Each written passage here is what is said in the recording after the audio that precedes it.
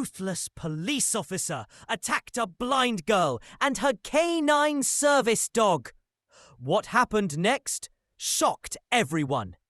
Before we start, make sure to hit like, share, and subscribe. And really, I'm curious, where are you watching from? Drop your country name in the comments. I love seeing how far our stories travel.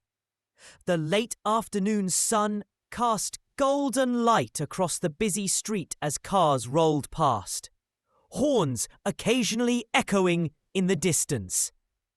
Among the noise and movement, a small girl walked slowly, her hand gripping the harness of her loyal canine service dog. Her other hand held a white cane.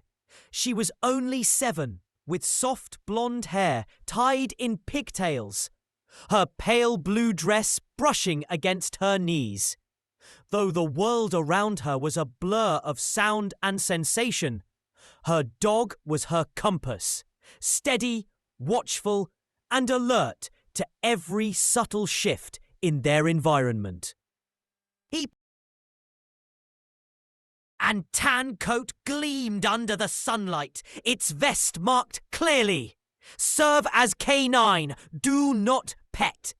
A few kind strangers smiled softly, admiring their quiet, heartwarming bond. But as the girl carefully stepped onto the crosswalk, the peaceful rhythm of the street began to change. A distant wail of sirens echoed, growing louder with every second. The dog's ears perked, its muscles tense. Something was coming, something that would shatter the calm of this ordinary day and plunge both the girl and her loyal companion into an unforgettable storm. The sound of sirens grew deafening, bouncing off the tall buildings that lined the street. The little girl froze, her grip tightening on her canine's harness. She couldn't see the flashing lights, but she could feel the tension ripple through her dog's body and the panicked murmurs of bystanders. Suddenly, 2 police cruisers screeched to a stop, blocking the crosswalk. She only heard the words, "Get down," and the commanding voices slicing through the air, making her heart pound. Confused, she clutched the dog closer, trembling in fear. The canine let out a sharp bark, positioning itself between the girl and the officers. Its stance was protective yet non-aggressive. But to the frantic police, it was a perceived threat. A single terrifying moment stretched into eternity as the officers advanced, adrenaline fueling their every step. Then chaos erupted. A loud crack echoed, the sound of a gunshot. The German Shepherd yelped, collapsing to the pavement as the little girl screamed. Bystanders gasped in shock, some recording on their phones, while others covered their mouths in horror. The girl dropped to her knees, reaching desperately for her wounded companion, her world spinning into darkness. The girl's trembling hands found her dog's fur, sticky and warm with blood. Her tears fell fast, mixing with the crimson pooling on the S. She whispered, her voice cracking in despair. The crowd around them had fallen silent, frozen by the unfolding tragedy. The German Shepherd lifted its head slightly, whining softly, as if trying to comfort her. Despite the pain, its loyal eyes stayed locked on the blind girl, refusing to leave her alone in the chaos. Each shallow breath felt like a ticking clock counting down to heartbreak. Nearby, bystanders shouted angrily at the officers. "She's just a little girl," one man yelled. Another woman cried out, "That's her service dog!" The weight of realization began to dawn on some of the officers, their faces shifting from aggression to shock. But the damage had already been done. The girl clung to her dog, shaking uncontrollably. She couldn't see the horrified expressions or the cameras recording the moment, but she could hear the gasps, the sirens, and the whispers. Her world was now just pain, fear, and the desperate hope that her best friend would survive. Closer, shielding their eyes from the heartbreaking scene, a man in the front stepped forward, pointing at the officers. "You've gone too far. She's blind. Look at her dog. He's dying because of you." More voices joined in, rising into a chorus of outrage.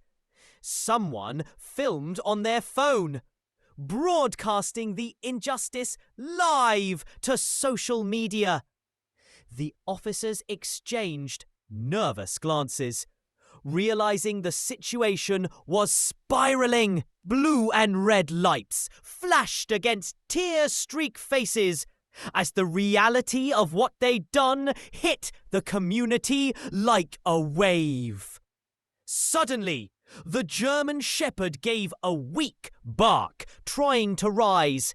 His front paws trembled under his own weight, but his eyes stayed fixed on his girl. She reached out, feeling his movement, and whispered through her sobs, "Please don't leave me. I need you." The police finally stepped back. "We'll help him," she said gently. For the first time, a glimmer of hope flickered through the girl's fear-filled world. As the paramedic examined the German Shepherd, an elderly man emerged from the crowd. He wore a faded military cap, his posture straight despite his ears. "Wait," he said firmly. "I know this dog." The murmurs of the onlookers quieted as he knelt beside the trembling canine, stroking his fur. "This dog saved lives in my unit," the veteran continued, his voice breaking. "He's not just a service animal, he's a hero." The crowd gasped, and the little girl's blind eyes turned toward the sound of his voice. You knew my dog," she whispered, clinging to his paw, as if holding on to hope. "Yes, sweetheart," the man said softly, his hand resting over hers. "He once saved me, and I promise we're going to save him now." The officers, now visibly ashamed, lowered their eyes. The tension began to shift from anger to determination as the community rallied. The officers, who had acted in haste, watched in shame. The veteran turned toward them. "Remember this," he said quietly. "Not all heroes wear badges like yours. Some walk on 4 legs, and they never ask for thanks." His words hung heavy in the sterile air. Hours felt like days. Finally, a soft whimper rose from the stretcher. The canine's tail moved ever so slightly. The girl gasped, tears streaming down her face as the vet smiled. "He's responding," the vet said warmly. In that instant, hope returned to the room, and the entire hospital seemed to exhale in relief. Days later, the girl and her canine companion sat in a small courtroom. The officers who had attacked them stood at the front, their heads lowered in shame. The veteran testified passionately, recounting every detail, while the hospital staff supported the girl. "She's blind," he said, But today, you all saw more clearly than ever.